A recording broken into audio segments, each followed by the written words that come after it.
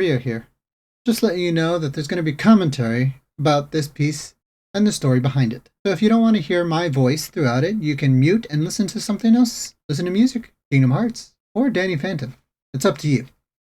But I hope you enjoy this time lapse, and I'll see you at the end. Now, let's get started. Okay, so what inspired me to actually do this piece was the fact that I was in the middle of playing Kingdom Hearts 1, merely just, for fun. And it was only before that I was actually reading a bit of Danny Phantom lore.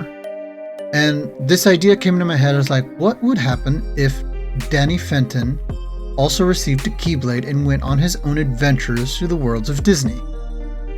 That's where this idea came from, and that's when I decided to start drawing an outfit for him, because I felt like he would need something a little more than his normal jeans and shirt. Not only that, I also decided to start writing a fanfic of it, because, well, there needs to be a story behind everything.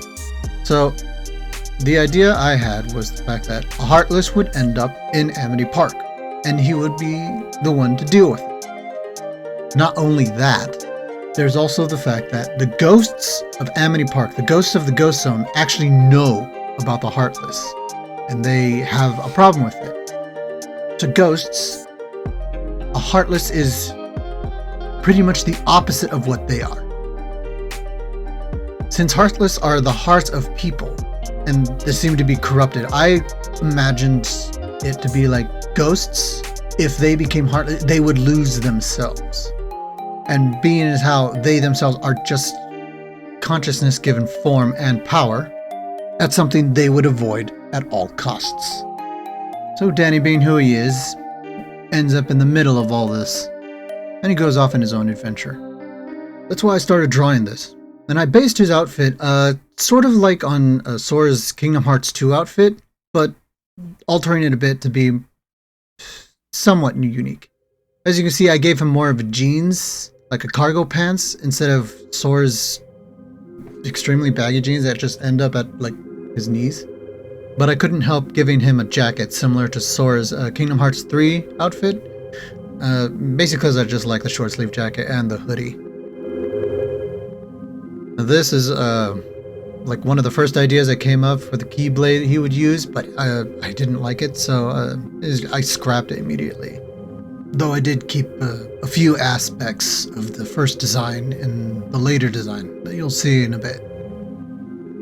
For his coloration, I tried to keep his colors similar to what he usually wears, the white shirt, red dot on blue jeans, but added a bit of green to it to give an aspect of his ghostly side.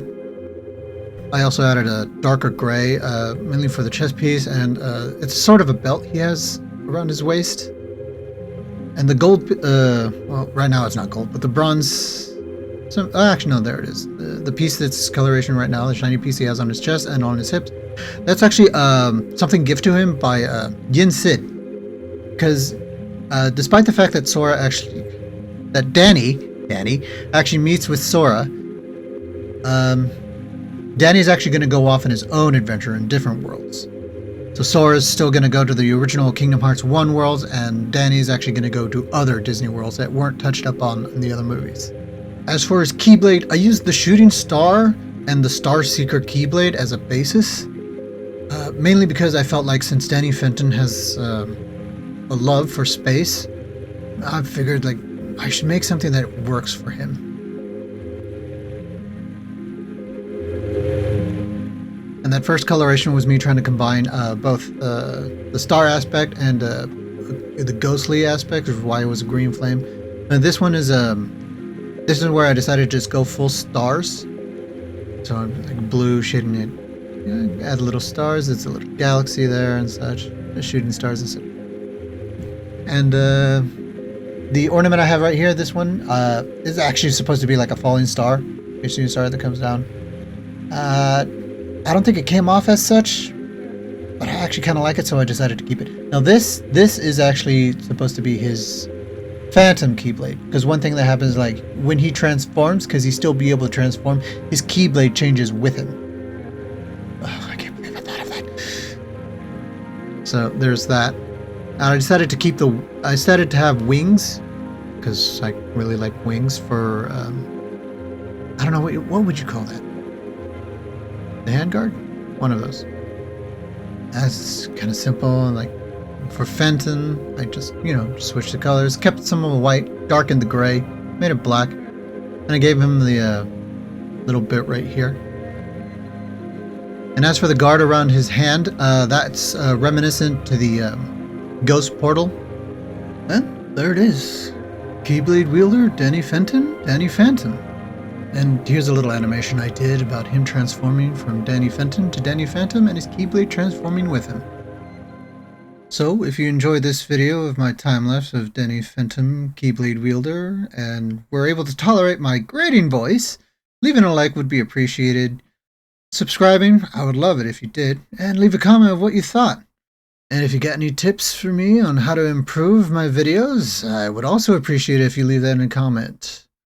Until next time, and I hope you look forward to whatever new time-lapse I actually upload. Stay safe out there, and let's see what other randomness comes out of my head. Because even I'm not sure what'll come out.